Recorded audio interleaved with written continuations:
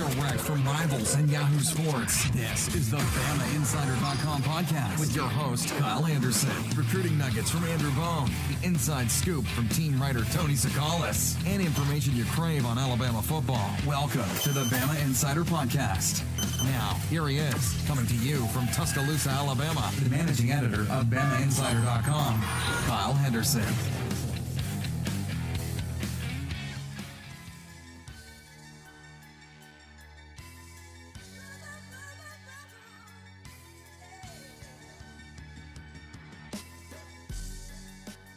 Welcome into the BamaInsider.com podcast. It's Kyle Henderson of BamaInsider.com. Alongside today, Jordan Harper, our basketball correspondent. What's up, Jordan? How you been, man? Pretty good, buddy. How you doing today? Man, you know, I'm doing great. I'm headed into the weekend, and I'm really focused on signing day. You know, it's a busy weekend. There's a lot of action on BamaInsider.com, and obviously, if you're following Alabama football right now, then head on over to the recruiting board. Andrew Bone is dropping the nuggets as he does, and you know, Alabama's gearing up for obviously another big signing day push, which will be next Wednesday. So be sure and stick with BamaInsider.com for all your football recruiting needs. But I have you on the program today, and I'm happy to have you to talk about Alabama basketball. Now, Alabama's coming off a disappointing loss to Missouri, 69-60, and that's just after beating number 12 Oklahoma at home, 80-73. So this team has been really a Jekyll and Hyde, and tomorrow they take on Florida, which is ranked number 23 in the nation. And let me just read off some stats real quick before I kind of, you know, ping you with some questions going forward. The Crimson Tide against Missouri shot 35% from the field. Colin Sexton led the team with 23, which was a team high. John Petty, Alex Reese, Daniel Giddens, and Avery Johnson Jr. finished a combined 3 of 9 from the floor. Alabama moves to 14-8 on the season and 5-4 in SEC play. And as mentioned earlier, they will take on number 23 Florida on Saturday. So let's just open it up. And I think a good point to really open this discussion up is the offensive struggles of this team. What's your take on, you know, on this team and how they seem to be struggling from the floor, especially last week against Missouri?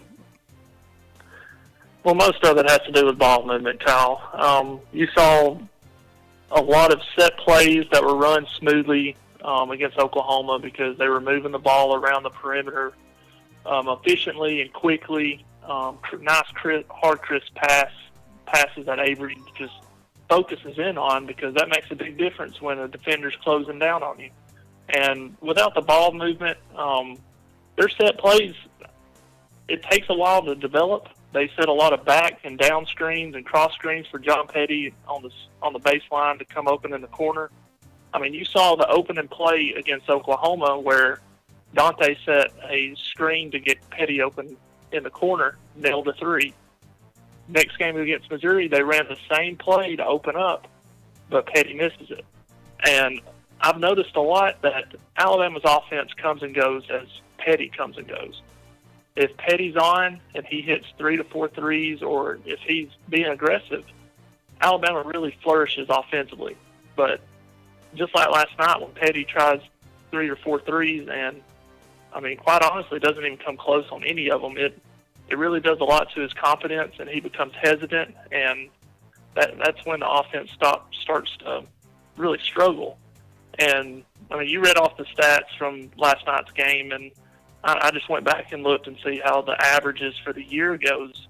And Sexton looks a lot like Retno Basahan did a couple years ago, where he's averaging, 19, 20 points a game, and then the next closest is like 11 or 12, and that's how it is this year. It seems to just be the Colin Sexton show, and everybody just stands and watches him and expects him to do something. Now, that hasn't been the case all year. Oklahoma, you saw prime example, ball movement. Everybody's getting involved. Herbert Jones got involved, who just came off of the best performance of his young career and then puts up a goose egg in 19 minutes last night. I mean, he was invisible nearly. And they have to get production from everywhere. And Colin Sexton cannot do it himself. And I just don't know what has gone wrong in terms of offensive efficiency. There's just a lot of standing around and watching. I mean, you can listen to everybody on the message boards that watch the games, and they see the same thing everybody else sees, is everybody standing and watching Colin Sexton dribble, expect him to make a pass, or just not ready to shoot. We turn down a lot of good shots to take bad shots. Just like, for example, Braxton Key does it once or twice a game where he turns down an open three and he tries to take somebody off the dribble and he travels. Herbert Jones does it. Everybody does it. But you just got to have that ready-to-shoot mentality offensively. And if Alabama is not moving the ball and not getting points off turnovers, they're just not built to score a lot of points in the half court. They're a get up and go, beat you down the floor on a turnover or off a missed shot, and generate easy points that way. The offense just works better when they're playing inside out, and they're not feeding Dante or Daniel Giddens as much. And that, if they feed them and they get going, easy kickouts to Petty or Sexton or Key for open threes. But the ball movement is just not there, Kyle. And I besides Oklahoma, I haven't seen it in 2 to 3 weeks. We're talking with Jordan Harper, who is our basketball correspondent for BamaInsider.com. Alabama takes on number 23 Florida on Saturday. Tip time is 3 p.m. Central Time. Alabama now 14-8 on the season and 5-4 in SEC play. Jordan, this team has been up and down all season. I mean, this last week, beating number 12 Oklahoma, then losing to Missouri is what we've seen from this program. I mean, it seems to be that their highest ability is the sky, and their lowest ability is the basement. So how much of that comes from coaching? How much of that is on Avery Johnson? And how much of this is on the fact that there's so much youth on this team? I mean, sometimes we've seen a lineup that features 4 true freshmen on the court. So how much is it to pin on Avery Johnson, and how much is this to pin on because of youth? I've been watching Alabama basketball for a long time, and I haven't seen a team that's been freshman-dominated like this since possibly Anthony Grant's first year, where he had that top 10 or top 15 recruiting class with Levi Randolph and Rodney Cooper. And you don't see Alabama teams have this many freshmen, so we're not used to these types of inconsistencies and, a lack of a better word, effort or energy. And you come off such an emotional high off Oklahoma, it is hard to get back up to the next opponent, but good teams do that. And I don't think that this team is there yet, maturity-wise. But to answer your question, it is a lot on coaching. Avery Johnson, I know from his press conferences, and I'm sure y'all do from being there, and he prepares his team very well in terms of mindset. He has them in the right mindset and focused on the next game, and doesn't take anybody lightly, even though his last remarks previously about self-entitled or feeling entitled kind of alarmed me a little bit. And I don't see why 14 and 17 should have any sense of entitlement. They should be hungry to go out and win every game. But this team this year, the youth can be used as an excuse, and it is. It makes me appreciate John Calipari even that much more, knowing now that my favorite team that I like to watch has a lot of true freshmen just like they do, and for him to get them up for every game, which they aren't every game, but they're very consistent for as young as they are, year in and year out. But it's about 50-50 for me. The coaches have something to do with it, but the players have to have the right mindset too. Coaches can talk to them all day long, all they want, but the players themselves have to go out and put the product on the floor, and they're going to have to win ball games and come out with the same type of energy every game. But this team this year has been just a home court dominated team, minus the UCF and the Missouri loss. And they've only won one true road game all year in LSU, and that's a below-average team. So that's something the committee's going to see, and it's a a glaring hole on the resume when it comes to March. But well, let's look at kind of their season outlook right now and kind of talk some scenarios going down the rest of February. Now, they take on Florida and they will play at Texas A&M. I mean, their later end of their schedule is pretty tough. And I believe after they lost to Missouri, they dropped down to, is it 41 in the latest RPI, Jordan? I believe that's somewhere where they were. Yeah, I saw last night this morning they were 40 actually. But there you go. So 40. Right. So let's talk season outlook and kind of paint the picture for our listeners where this Alabama team is kind of in the fold of the NCAA rankings and what they have to do down the later stretch to improve that resume, because as I wrote earlier in the week, they will be penalized for these losses, especially to Missouri and any other games that they do drop on the road where it's going to hurt them, especially in the SEC play later in February. Right. I mean, you're not expected to win every road game. Road games in the SEC and college basketball in general are extremely difficult, but the ones at home you have to win, like Missouri last night. It's not a bad RPI loss. I mean, they're top 40 in the RPI, but it's a game where Missouri's lost 3 in a row and they're struggling, and you have to capitalize on all these winnable home games. And just looking at the upcoming schedule, I mean, you got 2 on the road next against Florida and Mississippi State. Then you come home and you have to face one of the hotter teams in the SEC in Tennessee, and then a struggling LSU team. And after that, you have 5 straight games, 3 on the road against potential or projected NCAA tournament teams. And what I've been stating on the message boards and telling everybody is they need to win at least 4 games heading into the conference tournament. So where I think they'll be in. Now, if they can get to that magic number, 18 wins, I believe I saw a percentage on teamrankings.com that had them at 64% of making it.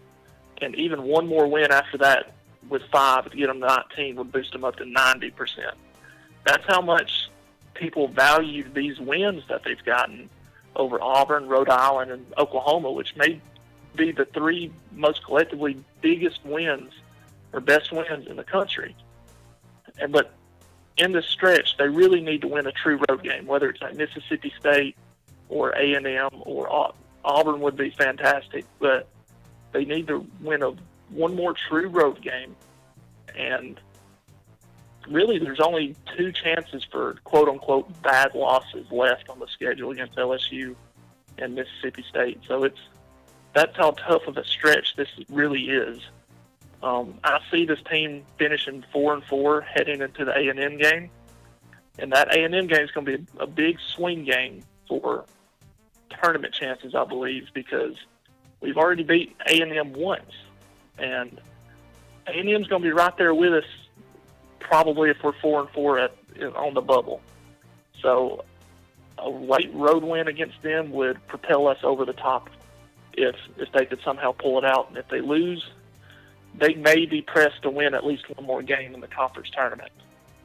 But I predict this team will end up at the 18 mark. Go figure, Alabama on the bubble at the end of the season. But we're not used to that already. But it's going to be a daunting task just to get to that 18. I mean, their floor, like you said, is the basement for this team. They could finish 2-7, or they could finish 7-2, or win the rest of the way.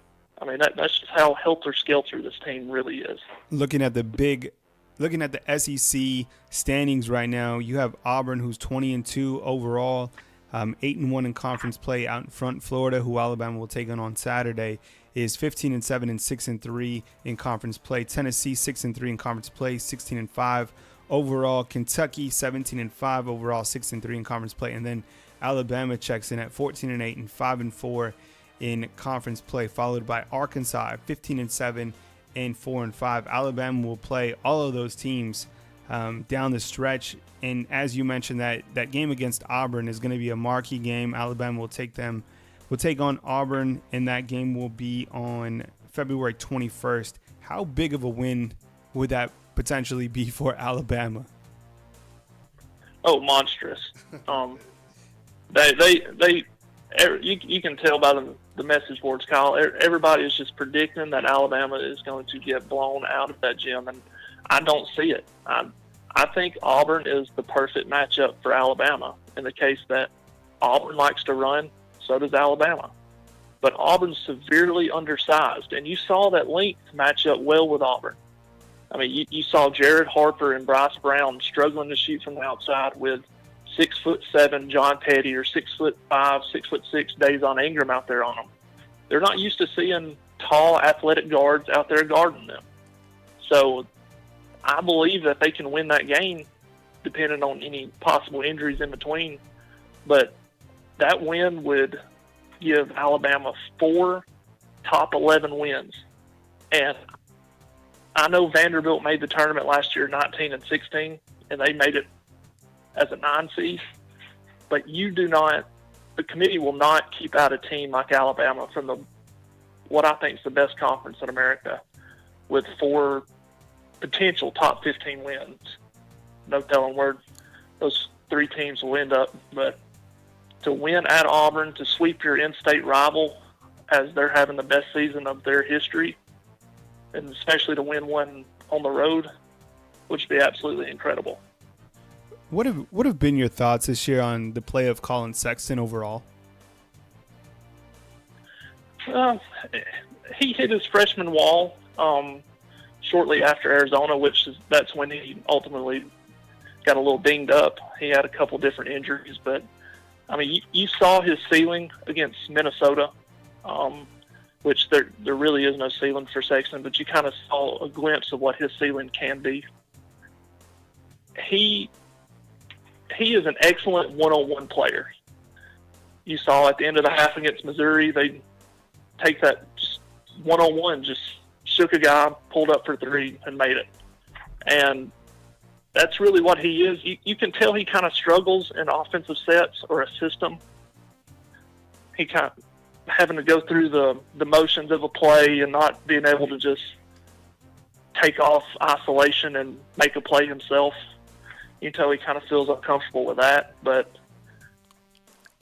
he fulfilled all the potential that I thought he would be. He'd probably be a 20-point-a-game scorer, probably 3 to 4 assists a game, and he's made some spectacular plays. And he does it basically all off athleticism. And some people like to say that, well, this team will be better without Colin Sexton. And I can see that. But in the end, this team doesn't really have any leadership besides Colin Sexton. He's the only one on the floor that will talk, communicate, or just put the team on his back and carry them. It's interesting that you mentioned that the leadership factor, because when I look at this team overall as well, I don't see that much leadership within this team, and that's going to come with youth, but also the senior leadership. I don't know if I see that much leadership when I look at this team overall, and I want to also ask you about Braxton Key and what you've thought about him coming back, and has he slowed this team down a little bit? Is he going to find his rhythm down the stretch? What's been your take on Key? Well, you're right. This team lost every bit of veteran leadership they had when Riley Norris went down. And I say Colin Sexton's the only leader on the team, but you really can't have a true leader as a freshman, because he's going to run into things that he hasn't never seen before, not like a senior or a junior possibly would.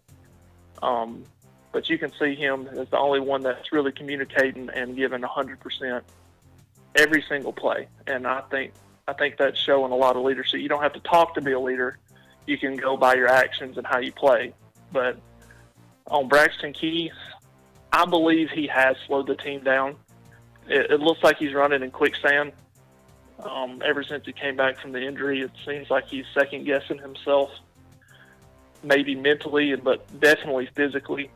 You can tell he's not completely healthy or comfortable with that knee. Now, we don't know how bad that knee injury was. I mean, he had to have surgery on it, so we know that it was fairly significant. But it just looks like he's struggling to find his place out there.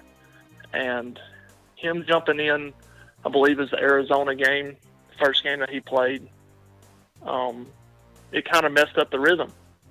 And they had a pretty good rhythm going before that game, but when you throw in somebody that's trying to find his place on the team, that kind of sets other players back. And when he tries to find a place, then others tend to believe that they may need to try to find another place on the team or to accommodate Braxton. And I don't know, it just can discombobulate a team to throw somebody out there after the first quarter of the season like that. Braxton has struggled shooting, but he's done a lot of other things well, like distributing, rebounding, and being in the right place at the right time a lot of the times. It's just he's struggling to find a shot right now when they desperately need some offense from other players besides Sexton or Petty. We're talking with Jordan Harper, who is our basketball correspondent for BamaInsider.com. Now, Jordan, before we let you go, I wanted to talk about the recruiting class for Alabama from the class of 2018. Currently, Alabama has 3 commitments. Jared Butler, the 4-star out of Reserve, Louisiana. They also have Deontay Wood, who is a 6'5", 185-pound, I guess you can call him a guard, shooting guard out of Anniston, Alabama. And then they also have 6'9", 230-pound center Javion Fleming out of Canton, Mississippi. Can you touch on those guys and then also kind of fill us in on who else Alabama is actively recruiting as we go into February and March? I'm really excited about this recruiting class, Kyle. It doesn't have the headliners like it did last year with Petty and Sexton, but this class has me excited just because it's quality depth from positions that they desperately need.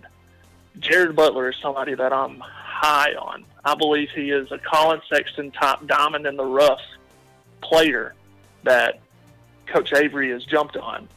And Jared Butler was barely outside the top 200 before Avery ultimately ended up offering him, and he ended up signing. And now I believe he's, in my opinion, a top 75 player in the country. Now, some recruiting sites may rank him in the top 100 or whatever, but I highly believe that he's a top 75 player in the country. He's got Steph Curry range, Steph Curry mindset. There's not anywhere on the floor past half court that he can't make it from, and he's not afraid to shoot it. And I've watched his highlight videos and some of his games this year, and I believe I've kept up with about 10 or 12, and he hasn't scored below 20 in any of them. And he's playing against the highest classification in his state, and he's doing that against top talent. So I'm very excited about him. He has a scoring guard that we desperately need to add with Tevin Mack, who, I guess you could call it technically in this recruiting class if he'll be eligible next year. And Javion Fleming, I said before he committed that I thought he reminded me of JaMychal Green. JaMychal is a little bit bigger, probably more skilled at this age, but they have the same body type, and they're both very good back to the basket scorers in the post. Javion has great footwork for his size. Most big guys in high school at his age haven't developed that footwork yet. Normally they're just a one-trick pony, just turn into a hook shot or a fadeaway. But he actually is very patient in his craft, and he works his feet very well, positions very well in rebounding, and that's going to be a big part of our team next year that we really need depth. And Deontay Wood, I've got to watch him a few times, being a former high school coach in Alabama, and this kid does it all. I said 2 years ago when I first got to watch him, I didn't know if he would develop into an SEC top talent for Alabama to grab him, but I said he would end up being a superstar at a place like Wichita State. But he ended up developing, maturing, and growing into an SEC player, and he's going to be somebody that Alabama fans really enjoy watching. Very similar to Herb Jones. He does all the little things well. He's played on a winning team. Sacred Heart's won the past 3 1A state championships. Probably going to win their 4th this year. So he's going to be somebody that's going to be a key addition to this Alabama basketball team, just because they need a winning attitude. They need somebody that's used to winning and somebody that does all the little things well, hopefully, that everybody else will pick up on and do as well. But I'll look for Alabama to possibly go out and find a graduate transfer after the year. I think you'll probably end up seeing 1 to 2 transfers leave Alabama after the season. But I would look for them to look for a graduate big guy if I had to guess. But in terms of high school seniors that they're recruiting, the only person I really know that they're actively recruiting is Kayvon Moore from Florida. And it would shock me if he chose Alabama. I know we're in his final 5, but he last visited in June, had a great visit, but in the end, I think the relationships kind of faded away. So look for Alabama to add a graduate transfer in addition to these 3 high school seniors. Good stuff, Jordan. Jordan Harper bringing it, our basketball correspondent for BamaInsider.com. You can catch his post in the Talk of Champions forum. He'll, of course, have a preview of Alabama and Florida, followed up by his very famous Take 3, which follows each game. You can catch all his action on the Talk of Champions on BamaInsider.com. Now is a great time to sign up for BamaInsider.com. National Signing Day is just a few days away. Andrew Bone, our recruiting analyst, dropping nuggets every single day up to signing day. We'll have complete coverage of signing day as Alabama, currently ranked number 9 in the Rivals.com recruiting rankings, has a lot of ground to catch up, but there's a lot of 5-stars still on the board that Alabama is chasing. If you want the complete scoop, head on over to BamaInsider.com, head to the recruiting board and look for Andrew Bone's latest posts. For Jordan Harper and Kyle Henderson, thanks for listening to the BamaInsider.com podcast. Saturday, Alabama will take on number 23 Florida, 3 p.m. Central Time. You can catch all the action and all the previews back on BamaInsider.com.